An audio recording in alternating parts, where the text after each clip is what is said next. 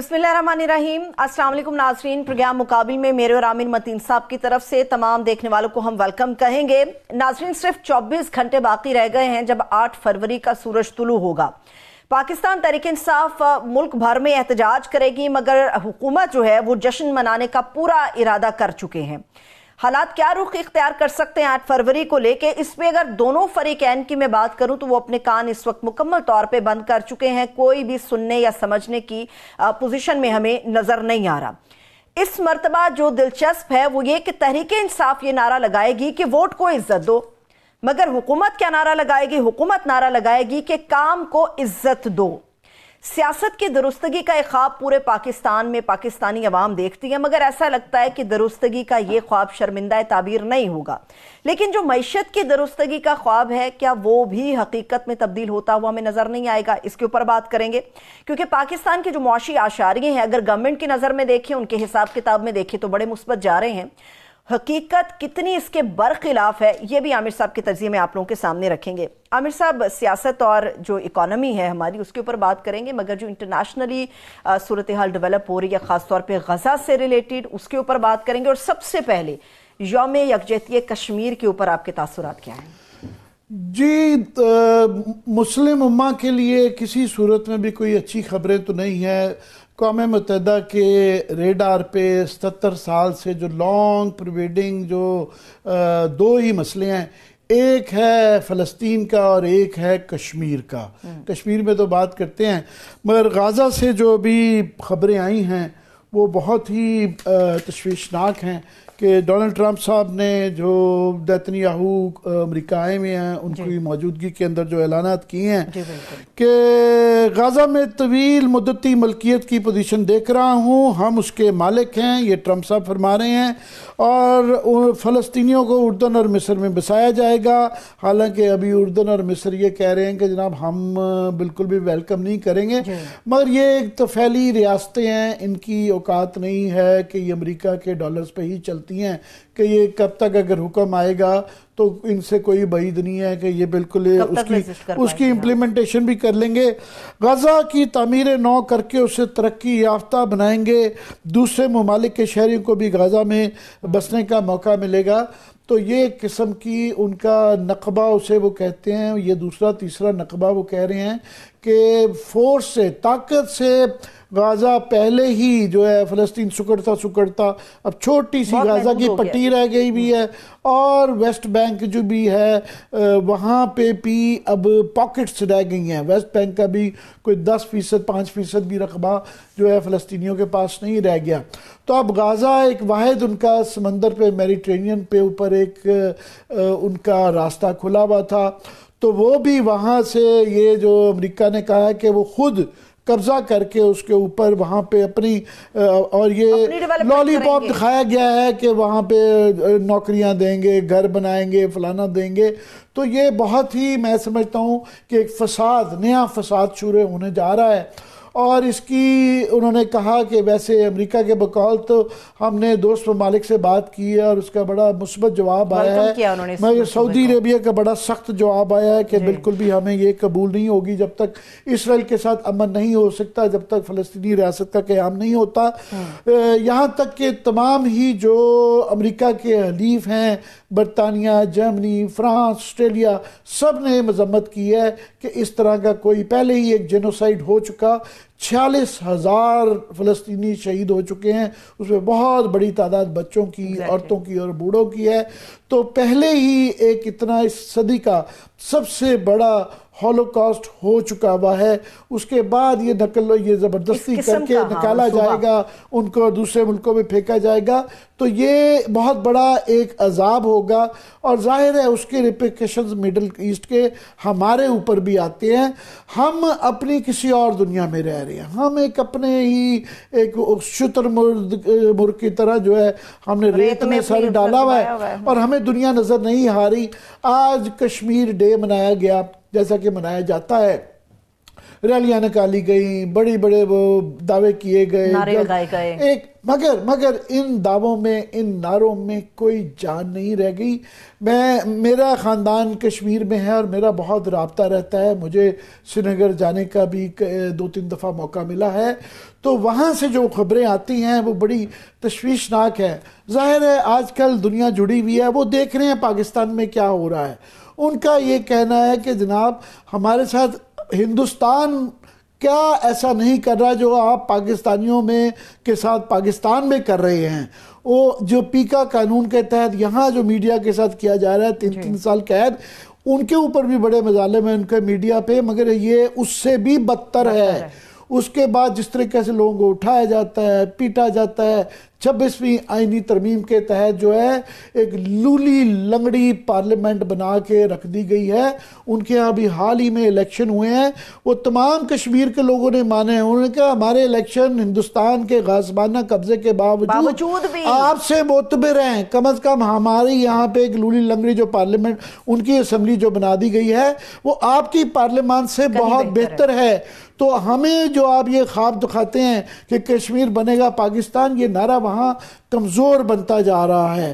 تو یہ آہستہ آہستہ ہم یہ کشمیر ڈے منا لیتے ہیں، جلوس نکال لیتے ہیں، مگر وہ وہاں پہ وہ ان کے لیے کوئی ایک جو پاکستان ایک کوئی اچھی مثال نہیں رہ گیا کہ جس کے لیے کرے، اور اس سے کشمیر کاز کمزور ہوتی ہے۔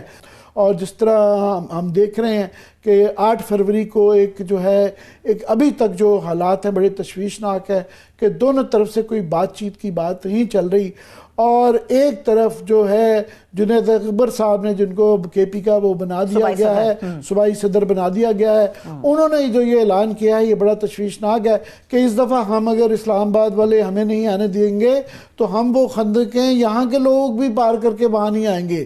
سو یہ ہمیں وہ ادھر تم ادھر ہم کی جو ہے نا نعرے یاد آ جاتے ہیں بنگلہ دیش کے، اور 6 نکات ان کے بھی آ گئے ہیں، اور انہوں نے بھی جو مور لیس جو اسٹیبلشمنٹ کو آپ جو مرضی کہیں کہ ہم ریسیو نہیں کرتے، وہ نہیں کرتے، مگر وہ ریکارڈ پہ ان کے وہ خط آ چکا ہوا ہے، اس کے اپنے ٹریمرز ہیں۔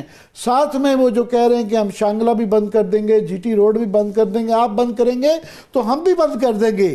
تو یہ بجائے اس کے کہ اس کو اس دھمکی کو یا ان کے اس اعلان کو یہاں سنجیدگی سے لیا جائے، یہاں پہ ایک ٹھٹھا ہے۔ اور لاہور میں 8 فروری کو کرکٹ کا میچ بھی ہو رہا ہے، اور جو ہے ساتھ میں وہ احتجاج بھی جاری ہے۔ نواز شریف صاحب کا میں دیکھ رہا تھا، انہوں نے کل اپنے تمام حمایتین بلائے، انہوں نے ایک تو مبارکباد دی کہ جی ملک میں جو ہے نا ٹھہراؤ آ گیا ہے، تو انہوں نے اپنے بھائی کو بھی مبارکباد دی اور بیٹی کو بھی مبارکباد دی۔ وہ ٹھہراؤ پتہ نہیں ان کو کہاں سے نظر آ رہا ہے، وہ مری کی پہاڑیوں سے نظر آتا ہے یا وہ رائے ونڈ کے محل سے نظر آتا ہے، ہمیں وہ ٹھہراؤ نہیں نظر آتا۔ دوسرا جو ہے ان کا جو ایک اور انہوں نے خود بھی ایک مزہ خیز بات یہ ہوئی کہ 8 فروری ان کا تمام حلقوں میں ہم بھی اپنے جو ہے نا خوشی کے ترانے بجائیں گے اور ووٹ کو عزت دو کے نعرے، ووٹ کے نہیں، کام کو عزت دو، ووٹ کو نہیں ہے اس بار پی ٹی آئی ووٹ کو عزت دو کا نعرہ لگا، وہ کام کے عزت کا سیکنڈ سیگمنٹ میں ہم اس کے اوپر کریں گے۔ میں فی الحال میں چاہوں گا کہ محمد علی درانی صاحب نے بہت شکریہ آپ کو ہمیں وقت دینے کا۔ درانی صاحب آپ ساری عمر آپ بھی غزہ اور کشمیر کے لیے کرتے ہیں، پہلے غزہ کیونکہ ہم اس سے دور نہیں رہ سکتے، ہم واحد نیوکلیائی کنٹری ہیں، اس کے ریپیکیشنز ہمارے پہ بھی ہیں، یہ کیا ہونے جا رہا ہے؟ بسم اللہ الرحمن الرحیم۔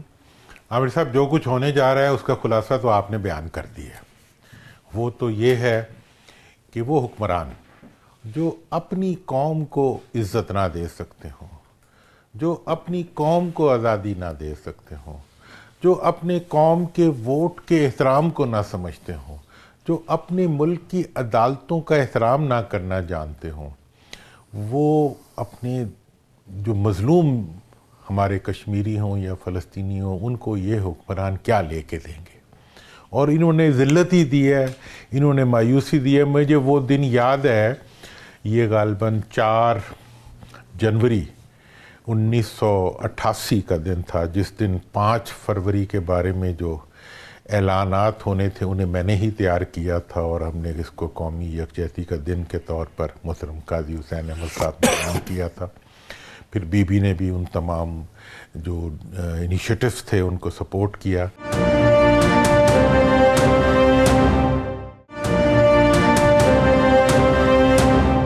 آج کئی دہائیاں گزرنے کے بعد اس دن مجھے اپنا جذبہ اور جوش و خروش نظر آتا ہے جب اندر سے کشمیری آتے تھے اور ہم ادھر دیکھتے تھے, اور آج ہمیں ان کے چہرے بھی نظر آتے ہیں اور اپنے چہرے ان سے زیادہ مظلوم لگتے ہیں.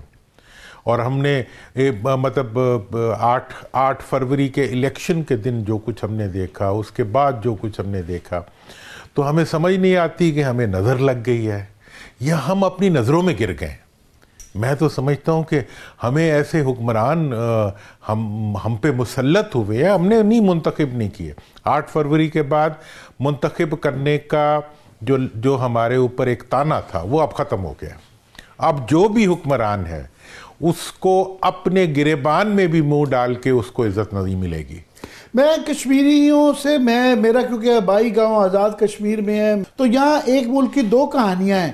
ایک وہ جو نواز شریف صاحب کہہ رہے ہیں کہ کام کو عزت دو ہم منائیں گے, ایک یہ جو میں نے منظر پیشکشی کی ہے کہ میں بہت تشویش میں ہوں کہ یہ 8 فروری کو اور یہ آگے ایمننٹ کلیش نظر آ رہا ہے اگر کوئی بات چیت کے ذریعے کوئی راستہ نہ نکالا گیا. آپ اس کو کیسے دیکھتے ہیں؟ دیکھیں عامر صاحب, آج کی جو صورتحال ہے, آج آپ کی حکومت جو ہے وہ غیر منتخب حکومت ہے.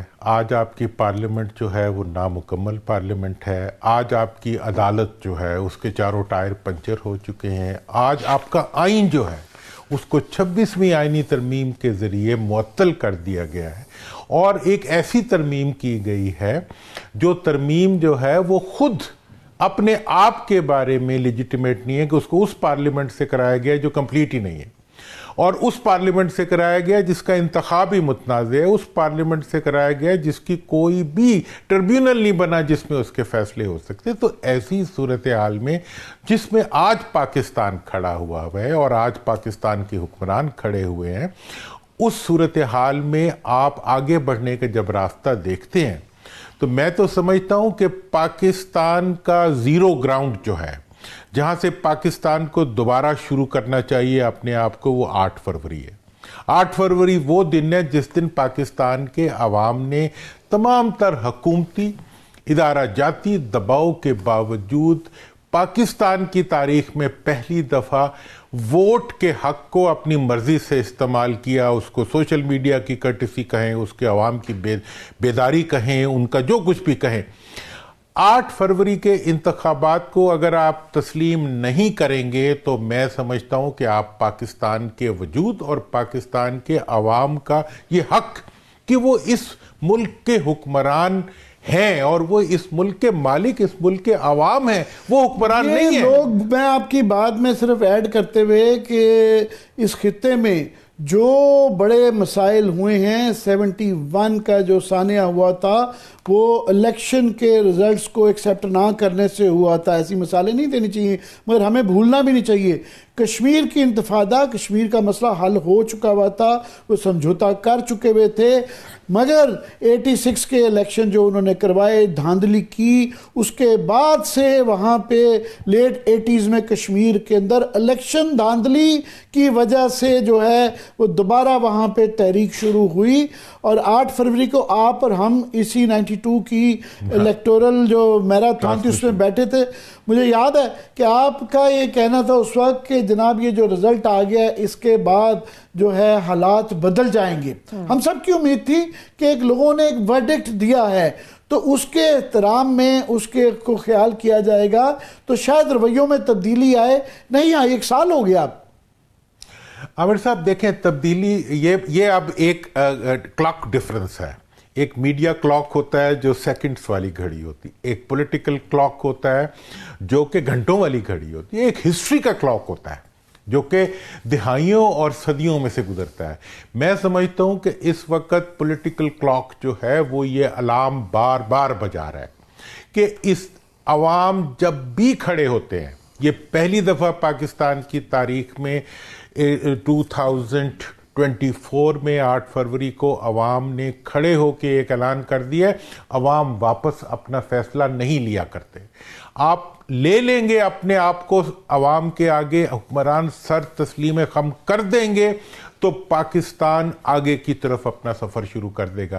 اگر آج بھی حکمران ڈھیٹ بن کے اپنی شرمندگی کو محسوس کرنے کے بجائے عوام کو شرمندہ اور ان کی نصیب کو بد نصیبی میں بدلنے کی کوشش کریں گے تو اس کے رزلٹ میں آپ کو میں یہ بتا دوں کہ نقصان جو ہوگا اس ملک کے عوام کا ہوگا. اس موقع پہ میں پی ٹی آئی کی قیادت کو بھی ایک ضرور پیغام دینا چاہوں گا کہ آپ اس وقت سیاست کر رہے ہیں، آپ پاکستان کی سب سے بڑی پارٹی ہیں.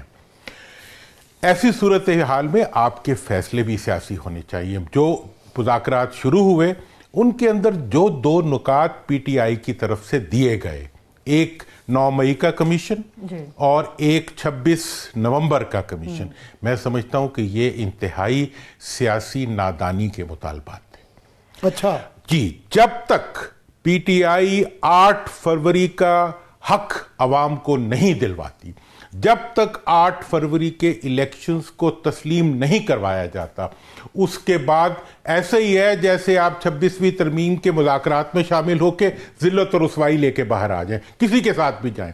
ایسے ہی ہے کہ آپ وہ کمیشن بنوانے کی کوشش کر رہے ہیں جن کمیشنز کے جواب میں حکومت کہتی ہے جی ہم 18 کا کمیشن بھی بنوائیں گے، ہم 14 کا بھی بنوائیں گے. بھائی کوئی کمیشن بنانے کا اختیار تمہیں کس نے دیا؟ تمہیں تو عوام نے منتخب ہی نہیں کیا.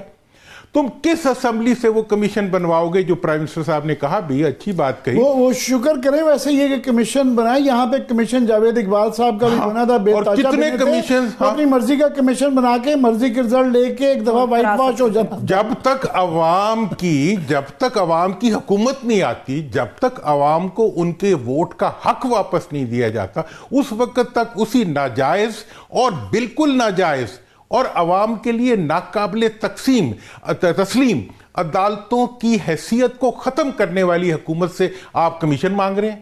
نہیں، یہ حکومت کوئی کمیشن دینے کی اہلیت نہیں رکھتی. پی ٹی آئی کو اپنے اس فیصلے کو ریکنفیڈر کرنا چاہیے. ایک نکاتی ایجنڈا ہے جو عوام مانگتے ہیں، وہ یہ ہے کہ 8 فروری کا عوام کو حق جب تک نہیں ملے گا، پاکستان آگے جمہوری راستے پہ چلنے سے معذور رہے گا. لیکن دورانی صاحب کیا آپ یہ کہہ رہے ہیں کہ وہ یہ اگر جائز حق آپ سمجھ رہے ہیں کہ یہ نہیں ان کو مانگنا چاہیے تھا، پھر کیا کرنا چاہیے؟ فراموش کر دینا چاہیے؟ پبلک تو اس کے لیے تیار نہیں ہے پی ٹی آئی خان صاحب کی. جی، یہ میرے سے کل پوچھا گیا. دیکھیں، آپ 9 مئی میں سے کیا نکالنا چاہتے ہیں؟ 9 مئی کی ایک ایف آئی آر کٹوائی ہوئی ہے، حکومت جا کے عدالتوں میں کیس پیش کرے نا. آپ کیوں اس پہ پریشانی کا؟ آپ ہاتھ کنگن کو آرسی کیا؟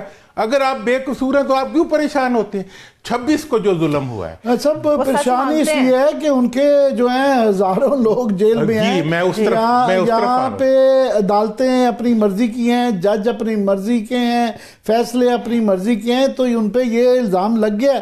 وہ تفتیش کی آج نہیں تو کل تفتیش تو یہ ہونی. آپ یہ کہہ رہے ہیں کہ جب فیوریبل انوائرمنٹ ہوگا تو پھر تفتیش کروائیں. میں یہ کہہ رہا ہوں کہ دیکھیں، جب بڑا جرم ہوا ہوتا ہے، جب آپ قتل کسی کو کر دیا ہو، آپ نے کسی کے جمہوری حق کو، اس کے بعد آپ مقدمہ بنا رہے ہیں، اس کو خراش لگ گئی ہے، اس کو چوٹ لگ گئی، جہاں پہ 25 کروڑ عوام کا بنیادی جو انسانی حق ہے کہ وہ اپنی مرضی کا انتخاب کرے اس ملک میں، اس سے محروم کرنے کے بعد ایک ناجائز حکومت سے، ایک ناجائز عدلیہ کے نظام سے آپ انصاف مانگ رہے ہیں. کیسے ملے گا انصاف؟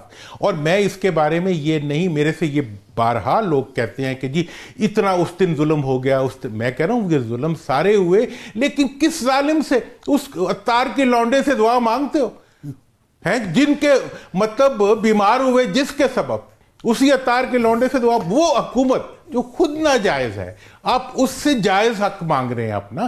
وہ جائز حق اگر آپ نے لینا ہے تو اس کا راستہ 8 فروری سے گزرتا ہے. اور یہ میں آپ کو بتا دوں، اگر پاکستان نے آگے جانا ہے، مذاکرات میں تو کوئی وہ نہیں تھی، وہ نہ ہی سنجیدہ تھے کہ ایک طرف مذاکرات ہو رہے تھے، ایک طرف 14 سال کی قید ہو رہی تھی، تو اس کے بعد کیا وہ مذاکرات ہونے تھے.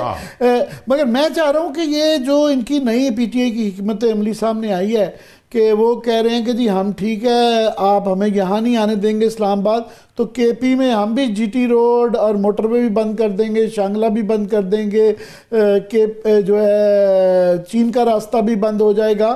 یہ کتنا کہ تشویشناک ہے کہ یہ ہم ہی تشویش کا اظہار کر رہے ہیں, گورنمنٹ تو بالکل ان کو کوئی لگ رہا ہے کوئی اس سے کوئی فرق نہیں پڑتا جو ہے.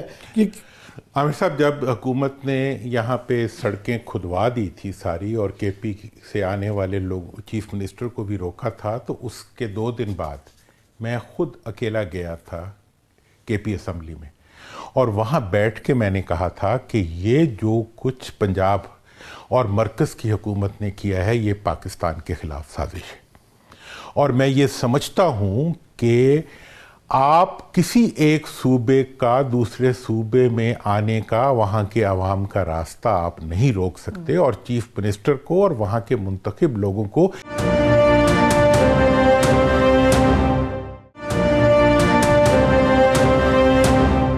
آپ دھمکی نہیں دے سکتے. لیکن اس کے ساتھ ہی میں نے ان کی اسمبلی میں بیٹھ کے یہ بات کہی تھی, تمام ممبرز موجود تھے, کیبنٹ موجود تھی. میں نے کہا تھا کہ آپ در حقیقت پاکستان میں کے پی کے کی حکومت نہیں ہے. کے پی کے کی حکومت جو ہے وہ واحد فارم 45 کی حکومت ہے, اور در حقیقت آپ پورے پاکستان کے عوام کو ریپرزینٹ کر رہے ہیں. تو لہٰذا اپنی اس حیثیت کو کہ آج آپ پاکستان کے اندر فیئر اینڈ فری الیکشن کرائیں, میں دیکھتا ہوں کہ ملک کے کس صوبے میں ان میں سے موجود حکومتوں میں سے کسی حکومت کا کوئی فرد بھی جیتے گا فیئر اینڈ فری الیکشن. تو اس لیے میں یہ سمجھتا ہوں کہ یہ صرف کے پی کے ساتھ زیادتی نہیں ہے, یہ پورے ملک کے ساتھ زیادتی ہے. اور کے پی کے نے اگر واقعی راستہ بند کرنا ہے تو ان حکمرانوں کا راستہ بند کرے, ان کی اخلاقی راستہ بند کرے, ان کا جمہوری راستے بند کریں, جو کہ عوام نے کر دیے ہوئے ہیں. عوام نے اپنا حق ادا کر دیا ہوا ہے. عوام کے سامنے نہ یہ جلسہ کر سکتے ہیں, نہ یہ کھڑے ہو سکتے ہیں, نہ یہ گھروں میں بیٹھ کے اب یہ باتیں کرتے ہیں کہ حکومت تو بعد اسی کتھے روانگے. مطلب یہ, اور حکمران بھی, جو حکمرانی میں بیٹھے ہوئے لوگ جو عوام کے خلاف فیصلے کرتے ہیں, وہ بھی سوچتے ہیں کہ اب ہم جب ریٹائر ہوں گے تو ہم کہاں جا کے رہیں گے. ان کے لیے تو پوری دنیا تنگ ہو چکی. یہ شاباش ایک دوسرے کو دی جا رہی ہے کہ کام کا کو عزت دو جو ہے. یہ ٹھیک ہے, کچھ چیزیں جو ہیں اچھی ہوئی ہیں کہ فار ایگزامپل ریمیٹنسز آپ کے بڑھے ہیں, ایکسپورٹس تھوڑی سی بڑھی ہیں, مگر امپورٹ بل جو ہے اتنا بہت بڑا بڑھ گیا ہے, ٹریڈ گیپ بہت بڑھ گیا ہے. مہنگائی ٹھیک ہے 2.4% پہ وہ کہہ رہے ہیں سی پی آئی ہے, مگر وہ اس لیے کہ پچھلے سال 28% 30% کی بیس تھی, وہاں سے اس کے مقابلے میں 2% بڑھی ہے, اور وہ at the cost of Pakistan کے کسانوں کی کاسٹ پہ ہے. کہ آپ باولپور سے ہیں, آپ کو یہ اندازہ ہے کہ کپاس کے جو فگر آ رہے ہیں 33% کپاس کم ہو گئی ہے. ابھی جو گندم کی آ رہی, کیونکہ خوش سالی چل رہی ہے, بارشیں ہو نہیں رہی ہیں, اور وہ کہہ رہے ہیں کہ 50% تک گندم کم ہو سکتی ہے, اور سپورٹ پرائس انہوں نے پہلے بھی نہیں کم دی, اور اس دفعہ وہ کہہ رہے ہیں بالکل بھی نہیں دیں گے. اور جو سبزیاں ہیں ان کا ویسے ہی کریش کر چکی ہیں, کسان اس وقت ان کو اندازہ نہیں ہے کتنا پٹ چکا ہوا ہے. تو یہ ساتھ میں جو باقی فگرز ہیں کہ آپ کے 2 کروڑ جو ہے یوتھ وہ بے روزگاری بڑھ رہی ہے, وہ 11% پہ جا چکی ہوئی ہے. آپ کی تنخواہیں جو ہیں 20% کم ہو گئی ہیں ویجز. تو یہ میں نہیں حفیظ پاشا صاحب کے فگرز بتا رہا ہوں کہ یہ اسٹیٹسٹیکل بیورو کے فگرز ہیں. تو ایک طرف وہ ہے, ایک طرف یہ گروتھ کے فگرز اور یہ باقی ان امپلائمنٹ کے فگر. تو وہ کہہ رہے ہیں جی ہمارے کام کو جو ہے نا عزت دو. کس بات کی عزت دیں؟ عامر صاحب, پہلے تو مجھے دل کر رہا ہے آپ کو عزت دوں. وہ عزت اس لیے دوں کہ آپ وہ باتیں کر رہے ہیں جو آج کل لوگوں نے کرنی چھوڑ دی ہیں. اشتہار اتنے ہوتے ہیں ہر طرف کہ بات تو ہوتی کوئی نہیں ہے. تو لہٰذا آپ کا شکریہ کہ آپ نے عوام کی وہ زبان اور وہ نمائندگی کر دی. اب کام کو, ان کے کام سے پہلے میں آپ کو بتاؤں, ان کا ایک ہی نعرہ ہوتا تھا, مال کو عزت دو. اور ان کا یہ کہنا تھا کہ ہم اپنے مال کے بل بوتے پر, اور یہ میں بہت سے تاریخی واقعات اس کے بارے میں آپ تو چونکہ اندر سے جانتے ہیں کہ کیا ایک حکمران دوسروں کو کہا کرتے تھے کہ مال کے بل بوتے پہ اس قوم کو جو ہے ہم اپنا غلام بنا کے رکھیں گے.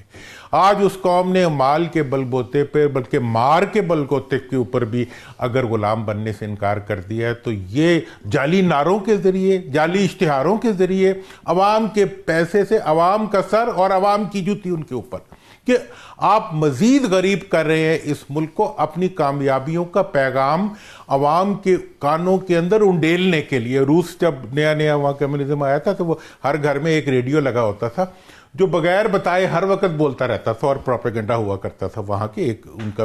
تو ہمارے ہاں بھی اس وقت یہی حال ہے کہ جو ٹی وی کھول لو جہاں کھول لو اس کے اندر اشتہار چل رہا ہوتا ہے, جو اخبار اٹھا لو پورا صفحے کا اشتہار لگا ہوتا ہے, اور وہ بالکل مطلب ڈزنی لینڈ کیا کوئی کارٹونوں کا اشتہار لگتا ہے کہ جو ہمارے ملک سے جس کا ریڈیو سے لوگ آکاش وانی کے اوپر نعرے بنے ہوئے تھے, اب تو ہمارے پورے ملک کے ہر جو میڈیا اسے اس کے اوپر نعرے بن سکتے ہیں. میں چاہوں گا کہ یہ اشارہ کریے مر کوئکلی, کیونکہ آپ کا رابطہ مولانا فضل الرحمان سے بھی رہتا ہے. ایک جو ہے جوائنٹ اپوزیشن کی ایک میٹنگ ہوئی ہے تو مولانا فضل الرحمان کا میں بیان دے رہا تھا, بہت ہی سخت انہوں نے بیان دیا ہے. شاہد خاقان عباسی بھی تھے اور بھی وہاں پہ جو ہے اپوزیشن محمود خان اچکزئی بھی تھے. تو کیا یہ جو درمیان میں یہ کبھی ہاٹ اینڈ کولڈ ہوتا رہتا ہے, کبھی گرم ٹھنڈا ہو جاتا ہے, کبھی یہ اکٹھے ہوتے ہیں پھر علیحدہ ہو جاتے ہیں, اس دفعہ کوئی سنجیدگی ہے اس کے اندر؟ عامر صاحب دیکھیں, پہلی بات تو یہ ہے کہ اپوزیشن نے تو اکٹھا ہونا ہی ہونا ہے چونکہ عوام اکٹھے ہیں. اپوزیشن اگر اکٹھی نہیں ہوگی تو اپوزیشن ختم ہو جائے گی, صرف عوام رہ جائیں گے اور عوام ہی اپوزیشن ہے اس وقت. باقی میں سمجھتا ہوں جتنے قائدین بھی اکٹھے ہوئے ہیں, میرا ایک بہت بڑا اعتراض ہے اور وہ میں ضرور کروں گا, عوام بھی کرتے ہیں, میں بھی کروں گا. ہر وہ شخص جس نے 26ویں ترمیم کو ووٹ دیا ہے اس کو توبہ کرنی چاہیے, کیونکہ 26ویں ترمیم جو ہے وہ آج ثابت کر رہی ہے کہ نہ اس کا زہر نکلا, نہ اس کا ڈنگ نکلا, نہ اس کا سر کچلا گیا, بلکہ وہ ترمیم آج پاکستان کے پورے عدالتی نظام کو کچل چکی ہے اور پاکستان کے آئین کو معطل کر چکی ہے. اس وقت پاکستان کے آئین کے کسی سوال کے اوپر جانے کے لیے میرے پاس کوئی جگہ موجود نہیں ہے. اس وقت صرف عدلیہ ہی نہیں بلکہ عدلیہ سے متعلق ہر ادارے کا ہر ٹائر پنچر ہو چکا ہے. میں سمجھتا ہوں کہ اس کی ذمہ داری ہماری قیادت کو بہادری سے اٹھاتے ہوئے اپنی اس غلطی کی اصلاح کرنی چاہیے, ورنہ ہم حقیقت کوئی نہ تو حکومت کی طرف سے کوئی کیا اس طرح کا جسچر آئے گا. جج حضرات کو بھی جلدی ہے کہ تمام طبقے کہہ چکے ہوئے ہیں کہ جوڈیشل کمیشن کو مؤخر کریں جب تک کوئی فل کوڈ بنا کے اس کی تفتیش کروا لیں, اس کو ٹیک اپ کر لیں. مگر وہاں پہ جلدی ہے. اسلام آباد ہائی کورٹ میں آپ نے دیکھا ہے ایک ہی ہائی کورٹ تھی جو ذرا نظر آ رہی تھی, بغاوت کے شعلے نظر آتے تھے وہاں جس طرح دوسرے صوبوں سے لا کے. اب شنید یہ ہے کہ کیونکہ بہت شور بچ گیا ہے کہ سرفراز ڈوگر صاحب کو چیف جسٹس آپ اس طرح نہیں لگا سکتے اسلام آباد کا, تو یہ کل صلاح الدین صاحب بیرسٹر صاحب ہمارے پروگرام میں یہ دیکھ کے اس بات کا امکان کے اوپر غور ہو رہا ہے کہ یہاں بھی نیشنل اسمبلی سے ایک ریزولوشن پاس کروا کے ایک آئینی عدالت بنا کے تو اس کو بھی قابو کر لیا جائے. بہت بہت شکریہ درانی صاحب آپ کا. تھینک سو مچ. محمد علی درانی صاحب ہمارے ساتھ موجود تھے. پاکستان کی اکانومی پر بات کرنے جا رہے ہیں اور اس وقت ہمارے ساتھ جو ہمارے معزز مہمان ہیں ماہر معیشت ڈاکٹر شاہد حسن صدیقی صاحب ہیں. ڈاکٹر صاحب بہت شکریہ آپ کے وقت کے لیے. لیکن عامر صاحب آپ سے میرا سوال یہ ہے کہ میرے پاس یہاں پر بہت سارے ایسے صفحات ہیں جو اس لیے کالے کیے گئے ہیں جو اکانومی کی اصل صورتحال بتا رہے ہیں, لیکن جو حکومت کی خبریں ہمارے پاس آ رہی ہیں حکومت کہہ رہی ہے کہ حقیقت اس سے مختلف ہے. اصل حقیقت ہے کیا؟ جی یہ ڈاکٹر شاہد صدیقی صاحب یہ ماہر معاشیات ہیں اور یہ ہم جوان ہوئے ہیں ان کے جو تبصرے پڑھتے پڑھتے جنگ اخبار میں, ان سے پوچھیں گے. مگر میں کوئکلی جو اس وقت میرے سامنے ڈھیر خبروں کا پڑھا میں پڑھ دیتا ہوں کہ وہ 8 فروری کو کام کو عزت دو کا منانے جا رہے ہیں ڈے. 8 فروری کو یہ یاد رہے تو ٹھیک ہے, اچھی بات ہے. مکسڈ بیگ ہے کہ 2.4% سی پی آئی جو ہے مہنگائی نیچے آئی ہے جو کہ بتایا جا رہا ہے کئی سالوں کا ریکارڈ ہے. مگر یہ پچھلے سال کے 28% کے مقابلے میں کو بیس زیادہ تھی تو اس دفعہ کم ہے. مگر کل میں دیکھ رہا تھا ایک ہی دن اخبار میں یہ خبر بھی چھپی تھی, اس کے ساتھ ہی چھپا ہوا تھا کہ جناب ای سی سی نے تشویش کا اظہار کیا ہے کہ چینی, ایڈیبل آئل, دوائیوں کی قیمتیں جو ہیں وہ بہت زیادہ تیزی سے بڑھ گئی ہیں ساتھ میں. اب سٹاک ایکسچینج جو ہے وہ کوئی اتنا اچھا پیمانہ نہیں ہے, وہ ہمارے ہاں پلیئرز ہیں جو بڑی جلدی اوپر نیچے لے کے آ جاتے ہیں اور ایکسپورٹس اور ریمیٹنسز ٹھیک ہے بڑی ہیں، مگر ایکسپورٹس کے ساتھ جو ٹریڈ گیپ ہے وہ 2.3 بلین جو ہے وہ بڑھ گیا ہے، کیونکہ امپورٹ جو ہے وہ اس کا ڈیفیسٹ جو ہے وہ 5.24 بلین کی امپورٹس جو ہیں وہ بڑھ گئی ہیں، ٹریڈ گیپ ہمارا بڑھ گیا ہے، گروتھ جو ہے وہ پاپولیشن جو ہماری گروتھ ہے اس سے کم ہے، یعنی کہ نیگیٹیولی آپ سمجھیں۔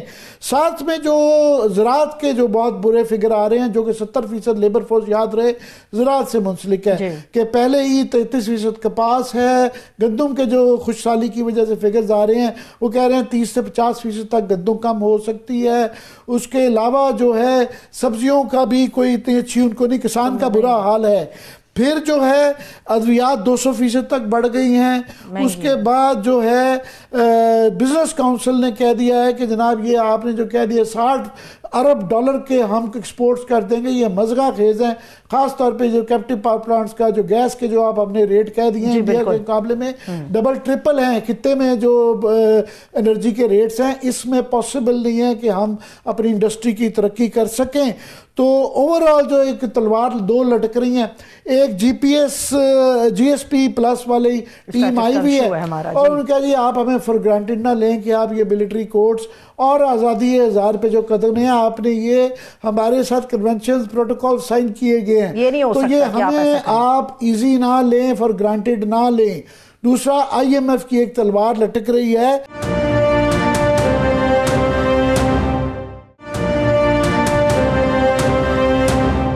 ڈاکٹر صاحب یہ میں نے چند خبریں جو میرے سامنے پڑھی ہیں ہاچ پاچ وہ پڑھ کے سنائی ہیں، آپ بتائیے کہ اس وقت جو ہے کیا صورتحال ہے؟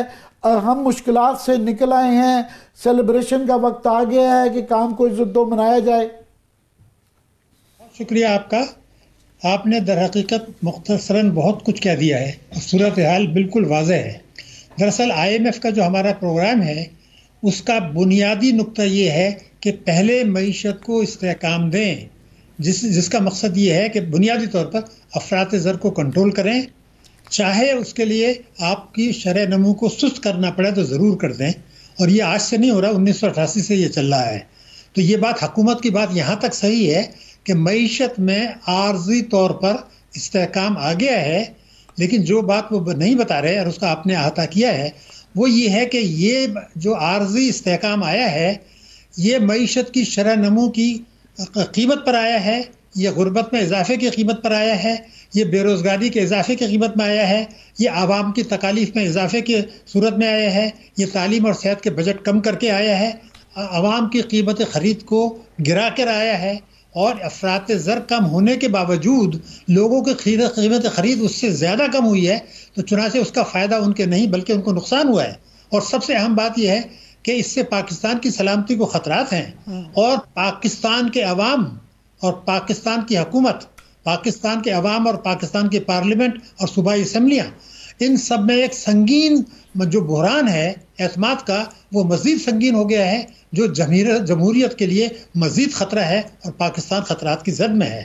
اب آپ نے جیسے خود ہی کہا، ہمارے چند برس جو گزرے ہیں، 5 برس کہہ لیں، اس میں ہم نے 2.5% سالانہ اوسط ہماری شرح نمو ہے، جبکہ اس سے پہلے کے جو 38 برس تھے اس میں ہماری شرح نمو تھی وہ 4.7%، یعنی وہ آدھی رہ گئی۔ کوئی 13 ملین لوگ جو پہلے غریب نہیں تھے پچھلے سال غریب ہو گئے، 26 ملین بچے ہمارے اسکول نہیں جا رہے، بے روزگاری کی شرح جو ہے وہ 9.5% تک پہنچ گئی ہے۔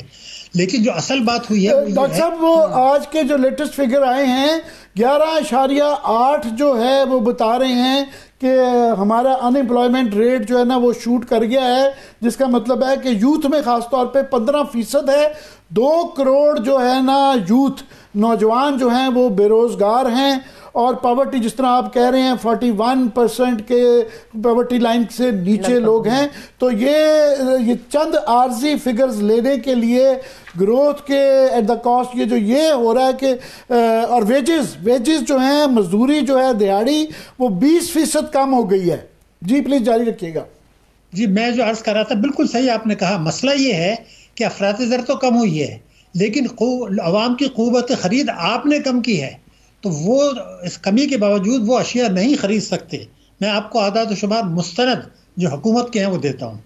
دیکھیے کروڑوں لوگ ہیں پاکستان میں، کروڑوں لوگ جنہوں نے بینکوں میں کھاتے رکھے ہیں. میں پوری ذمہ داری سے بتا رہا ہوں کہ حکومت اور اسٹیٹ بینک کے اعداد و شمار کے مطابق جون 2024 میں، کوئی لمبی بات نہیں کر رہا، 1 لاکھ روپے پر ان کو تقریباً 20,000 روپے سالانہ کے حساب سے منافع ملا تھا. جنوری میں 7 مہینے کے بعد وہ 10.5% رہ گیا ہے منافع، یعنی آدھا رہ گیا. تو قیمت، جو لوگوں کی قیمت، جو خریدنے کی طاقت ہے، وہ آپ نے ان کی آمدنی کم کر کے کر دی. اور یہ جو آمدنی میں کمی ہوئی ہے، یہ قانون توڑ کے اسٹیٹ بینک نے کی ہے. بینکنگ کمپنیز آرڈیننس 26A 4 اور 40A یہ انہوں نے توڑا ہے، منسٹری آف فائنانس نے توڑا ہے. پھر ہمارے جو ہے 9 کروڑ لوگ ایسے ہیں جن کی آمدنی بیچاروں کی بہت کم ہے، پلمبر، الیکٹریشین، گھریلو خواتین، یہ مزدور، کسان، وہ جو موبائل رکھتے ہیں اپنے خاندان سے کنیکٹ کرنے کے لیے، اس پر آپ جو ہے وہ جو ٹیکس لے رہے ہیں وہ قانون کے خلاف ہے. ان کی تو آمدنی نہیں بیچاروں کی جو ہے، جو 6 لاکھ روپے سے کم. اسی طریقے سے بینکوں میں لوگ چھوٹی چھوٹی رقوم رکھتے ہیں، خواتین رکھتی ہیں، ان پر آپ 15% ود ہولڈنگ ٹیکس لے رہے ہیں، حالانکہ ان کی ٹوٹل آمدنی جو ہے وہ کم ہے. آپ ان سے قانون کے مطابق لے ہی نہیں سکتے. تو میں جو عرض کر رہا تھا کہ یہ جو غیر قانونی حرکتیں ہم کر رہے ہیں، اور بجلی کے نرخ بڑھا رہے ہیں، گیس کے نرخ بڑھا رہے ہیں، پیٹرول کے نرخ بڑھا رہے ہیں، اور مراد دے رہے ہیں ساتھ میں عوام کے زخموں پہ زخم کیوں؟ کل آپ دیکھیے ابھی ٹاسک فورس ہے ہمارا، انہوں نے پراپرٹی میں یہ کہہ دیا کہ جناب آپ ٹیکس ریٹ کم کر دیں. بالکل کر رہے ہیں آپ، لیکن یہ بتائیں کہ جب 10 کروڑ روپے کی پراپرٹی 3 کروڑ میں آپ بیچتے ہیں، کیونکہ FBR نے 3 کروڑ اس کی ویلیو رکھی ہے، تو جو آدمی پراپرٹی بیچ رہا ہے اس کو 7 کروڑ روپے ملا، جو کہ کالا دھن ہے، حالانکہ اس کی غلطی نہیں ہے. وہ اس کو لے کے باہر گھومتا ہے مارکیٹ میں کہ اس ملک کو پیسے سے کو باہر بھجوا دیں، کیا کریں. اور جو آدمی کے پاس 7 کروڑ کا کالا دھن تھا، اس نے پراپرٹی خریدی، وہ سفید ہو گیا. تو پہلے ہی وہ 10 کروڑ کی پراپرٹی پہ 3 کروڑ پہ ٹیکس دے رہا ہے. اب ہماری ٹاسک فورس کہتی ہے جس میں مزید کم کر دیں. ارے بھائی آپ کیسے کم کر سکتے ہیں؟ پہلے تو اس کو مارکیٹ ویلیو پہ لے کر آئیں، پھر ضرور کم کریں. تو یہ جو مافیا ہے، پراپرٹی مافیا، وہ بھی ڈومینیٹ کر رہا ہے. ڈاکٹر صاحب آپ کا ایک بہت کنسسٹنٹلی ہمارے پروگرام میں کئی دفعہ یہ ہر دفعہ تقریباً دہراتے ہیں کہ یہ ٹھیک ہے، بڑی خوشی کی بات ہے، 33% جو ہیں وہ ترسیلات جو ہیں وہ بڑھ گئی ہیں، ریمیٹنسز بڑھ گئی ہیں، مگر دنیا کے کسی ملک میں یہ نہیں ہے کہ آپ کی ایکسپورٹس جو ہیں وہ سے اتنی زیادہ کئی بلین جو ہے ترسیلات بڑھ جائیں. یہ یہیں کا کالا دھن جو باہر جاتا ہے حوالہ ہنڈی کے ذریعے اور واپس لا کے یہ کیا جاتا ہے، اس کی کوئی تفتیش نہیں کروا رہا. دوسرا ایک اور جو بھنگڑے ڈالے جاتے ہیں کہ جی UAE اور سعودی عربیہ سے دیکھیں جی ہم نے رول اوور کروا لیا. ہر سال یہ مسئلہ آتا ہے اور دن بہ دن ہر سال یہ جو ہمارے دوست ممالک ہیں وہ تنگ آ گئے ہیں. یہاں کوئی سلوشن نہیں نکال رہا پرماننٹ ان چیزوں کا. ہر سال رول اوور ڈیفیکلٹ، اور اب فیملی سلور بیچنے پہ آ گئے ہیں. کبھی ریکوڈک کے شیئر بیچ رہے ہیں، کبھی ایئرپورٹ بیچ رہے ہیں، مگر کوئی حل نہیں نکالتے، بس کہ جی ہم نے رول اوور کروا لیا. آپ نے بالکل صحیح بات کی، لیکن حل اس لیے نہیں نکالتے کہ اس سے اشرافیہ کے ناجائز مفادات پر ضرب پڑے گی، اور ہماری اشرافیہ کی معیشت ہے، اور یہ ملکی اشرافیہ اور بیرونی اشرافیہ میں ایک گٹھ جوڑ ہے. آپ نے برآمدات کی بات کی، میں تو ایک جملے میں آپ کو بتا دوں کہ اب انہوں نے $60 ارب کا ہدف رکھا ہے کچھ عرصوں کے بعد. لیکن ہمیں یہ بھی تو بتائیں کہ 2014 سے 2024 کے 10 برس جو تھے، اس میں صرف اضافہ ہوا ہے $5.7 ارب کا. کیوں؟ جبکہ ترسیلات جیسے آپ نے بتایا بالکل بڑھ گئی. تو اگر ہمارا ٹیکس GDP کا تناسب ہے 9%، بھارت کا ہے 22%، اگر ہمارا بھی 22% ہوتا تو 2024 میں ہماری برآمدات $31 ارب نہیں ہوتی، $77 ارب ہوتی ہیں. لیکن آپ چند برسوں کے بعد $60 ارب رکھ رہے ہیں، جو کہ حاصل نہیں ہوگا. اس کا مطلب یہ کہ آپ 2 قدم پیچھے جا رہے ہیں. ایک اور آپ کو مثال دے دوں، بنگلہ دیش جہاں کاٹن نہیں ہوتا، ان کی برآمدات ریڈی میڈ گارمنٹس کی ہیں $38 ارب، $38 بلین، اور پاکستان کی مجموعی برآمدات ساری دنیا کو ریڈی میڈ گارمنٹس ملا کے $31 ارب ہیں، حالانکہ یہاں کاٹن ہوتا ہے. تو کاٹن کے جو آپ نقصان ہوا ہے فصل کو، اس کی بات ضرور کر رہے ہیں، مگر یہ بھی تو بتائیں کہ جس ملک میں کاٹن نہیں ہوتا وہ صرف ریڈی میڈ گارمنٹس 38 ملین کیسے کر رہا ہے؟ کیونکہ ہم IT کی طرف توجہ نہیں ہے، انجینئرنگ کی طرف توجہ نہیں ہے، ویلیو ایڈڈ کی طرف توجہ نہیں ہے. ہمارا جو ہے وہ ڈسکاؤنٹ ریٹ 12% ہے، بھارت کا جو ہے وہ 6.5% ہے. پھر ہماری کاسٹ آف پروڈکشن بہت زیادہ ہے، کرپشن بہت زیادہ ہے، بجلی گیس پیٹرول کے نرخ ہیں. تو ان چیزوں میں آپ برآمدات کریں گے کیسے؟ آپ کا تو سیاسی عزم ہی نہیں ہے. آپ تو جیسا آپ نے کہا کہ ریمیٹنسز بڑھا دیں، جو کہ بلیک منی کو وائٹ ہوگا، ٹیکسوں کی آمدنی آپ کی بڑھے گی نہیں، اور مافیا اس میں خوش رہے گا، سرمایہ کا فرار ہوگا. تو یہ تو ہم آگ سے کھیل رہے ہیں. اور جو آپ نے رول اوور کی بات کی، تو رول اوور میں کون سی جشن منانے کی بات ہے؟ آپ تو جو رول اوور کا مطلب یہ ہے کہ آج جو میری مصیبت تھی، جو پریشانی تھی، ہم نے اس کو حل کرنے کے بجائے 1 سال کے لیے ایکسٹینڈ کر دیا. 4-5 سال سے ٹال رہے ہیں. ہر سال سعودی عربیہ سے وہ ترلے کرنے پڑتے ہیں، چین کے ترلے کرنے پڑتے ہیں، اور اب وہ اس کے بدلے میں جو میں نے کہا جس طرح فیملی سلور وہ مانگتے ہیں کہ جناب یہ بہت ادھار ہو گیا تو یہ ہمیں اس کے بدلے دیں. تو اس طرح ہی دیکھا ہے کہ سری لنکا کو اپنا ایئرپورٹ دینا پڑ گیا، اور اس طرح کے کئی ممالک کی کئی مثالیں ہیں کہ جب آپ کی یہ سٹیج آتی ہے کہ سلوشن نکالنے کی بجائے جو آپ کہہ رہے ہیں کہ کیونکہ اشرافیہ کے مفادات ہیں وہ نہیں ہے، بس یہ منتے ترلے سے کام چلائی جا رہا ہے. کب تک؟ نہیں، مگر آپ نے جو فیملی سلور کی بات کر رہے ہیں اس کو آپ ایسٹ انڈیا کمپنی کا دور نئی شکل میں واپس لا رہے ہیں، جس کو آپ کہتے ہیں نو آبادیاتی نظام کی نئی شکل میں واپسی. ہم یہ چاہتے ہیں کہ اب وہ کوئی ملک دوسرے کی علاقوں پر قبضہ نہیں کرتا، بلکہ اس اپنی معیشت کو دست نگر بناتا ہے. یہی WTO ہے، یہی نیو ورلڈ آرڈر ہے، یہی نیو گریٹ گیم ہے جس میں چائنا کو کنٹرول کریں، بھارت کو اوپر لائیں، ہمیں وار آن ٹیرر کا پارٹنر بنائیں. ہمارے قیمتی اثاثے کوڑیوں کے مول بغیر ملکیوں کو چلے جائیں. آپ نے دیکھا کہ بینکوں ہوگا، میں نے آپ کو پھر بتا دوں، 31,000 ارب روپے انہوں نے دیا ہے حکومت کو بجٹ خسارے کے لیے، حکومتی سیکورٹیز میں اس کا بیشتر حصہ، اور 15,000 ارب روپے دیا ہے جو ہے وہ معیشت کی ترقی کے لیے، صنعت کے لیے، تجارت کے لیے، زراعت کے لیے. دنیا میں نہیں ہوتا، پاکستان میں نہیں ہوتا، اور اگر نجکاری نہیں ہوتی تو یہ ہو نہیں سکتا تھا. بینکس ہمارے اوپر حاوی ہو گئے ہیں. یہ تو پاکستان کی معیشت کے ساتھ کھلواڑ کر رہے ہیں، آگ سے کھیل رہے ہیں. یہ بہت خطرناک بات ہے. نجکاری بہت خطرناک ہے. اب آپ چاہتے ہیں کہ جو بڑے بڑے منافع بخش ادارے ہیں آپ ان کو بھی بیچ دیں، تو کیسے بیچ سکتے ہیں؟ اسٹیٹ لائف کو آپ کیسے بیچ سکتے ہیں؟ PIA جو ہے اب اس کو روٹس مل گئے ہیں، آپ نے اس کا لاس الگ کر لیا ہے، اب آپ کیوں بیچنا چاہتے ہیں اس کو؟ بہت بہت شکریہ ڈاکٹر صاحب. تھینک سو مچ ڈاکٹر شاہد حسن صدیقی صاحب ہمارے ساتھ موجود تھے. عامر صاحب آپ کا بھی شکریہ. اجازت دیجیے، اپنا خیال رکھیے. خدا حافظ.